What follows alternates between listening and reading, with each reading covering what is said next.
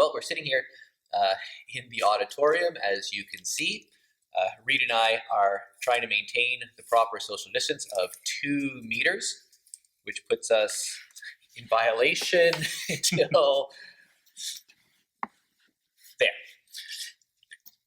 The truth is, last week when we heard on Monday that churches are going to be able to reopen for worship services with 30% capacity, honestly, in the office, absolutely none of us were expecting that. We had no one had given us any hint that something like that was coming, and we were really ecstatic. We thought 30%, we've got a big building, we should be able to have services, let's figure out how to do this. So Steph, Jake, and I dropped everything, we came to the auditorium, and we started working through the logistics of what it was going to look like. And honestly, we were completely shocked with how hard it was going to be to have services and to maintain the proper distances that the government was telling us we needed to do. The 30% number was only if you maintained 2 meters distance between everyone. As we started measuring the church, auditorium, and then the York Road room, our enthusiasm, honestly, we felt like a balloon that all the air was coming out of it. It was so discouraging and so hard for us. We want services as much as anyone. And we realize that right now, we're all so tired of the isolation and the restrictions. We want life to go back to normal. And in a very positive way, we realize in God's grace, church and faith and worship and community and friendships, that's what's important right now. And we're beginning to realize how much we value those things. So to be given a bit of hope that we can start, and then to not be able to do that right away was a real disappointment to all of us.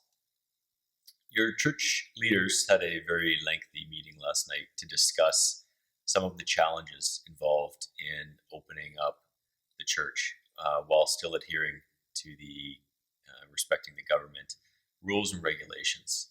We understand that there are some churches that have chosen to open. Some are doing it well, given different structure to their building, different layout plans, and no doubt there may be some violations in some that have opened.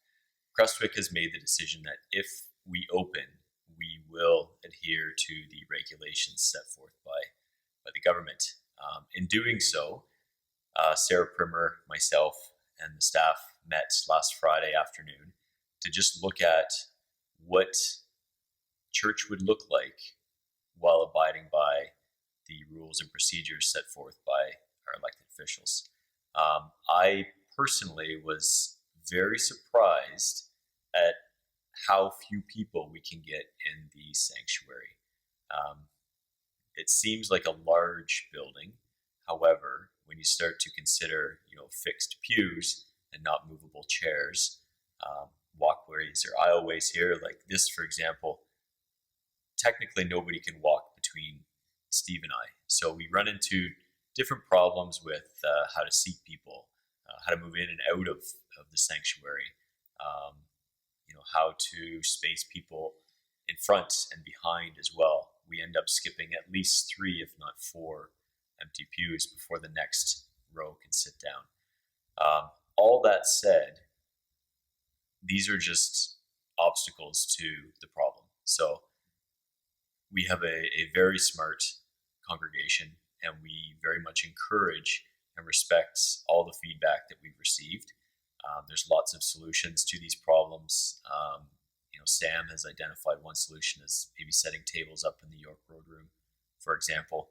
And we have no doubt that many of you have some very good ideas as well. So we just encourage you, as we work through the logistics of reopening, to look at the guidelines that the government requires us to follow.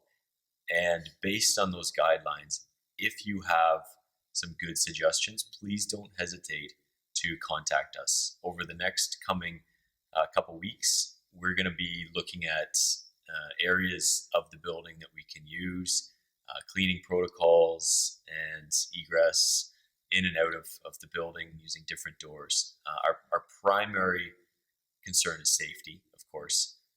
So those that choose to come, we need to ensure that they are 100% confident in their safety from, contracting this COVID virus. We also want to assure those that choose not to come that you will not be missing any part of the message. We will, until we're back to normal, continue to put the same message up online. So just be encouraged that we are all very excited to reopen.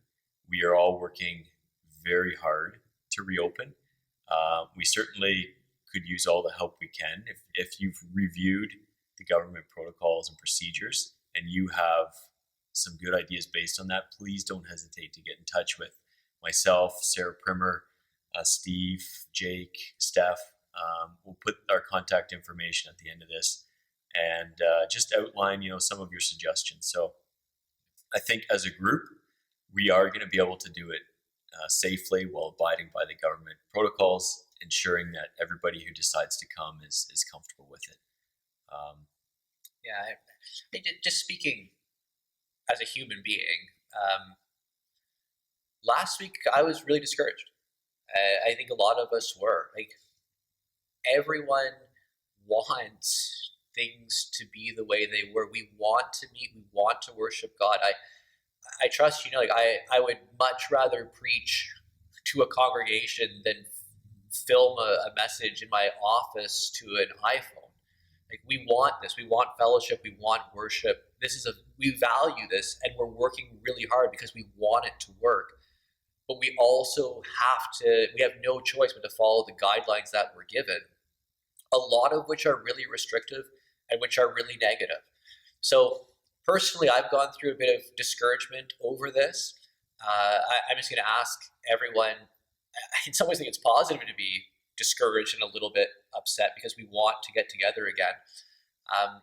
But please be patient and please understand that people are working. The elders, deacons, staff, we're all trying to do our very best. And as Reid said, we do need your help. We need your help in terms of attitude, in terms of patience and care, thoughtfulness. Help us.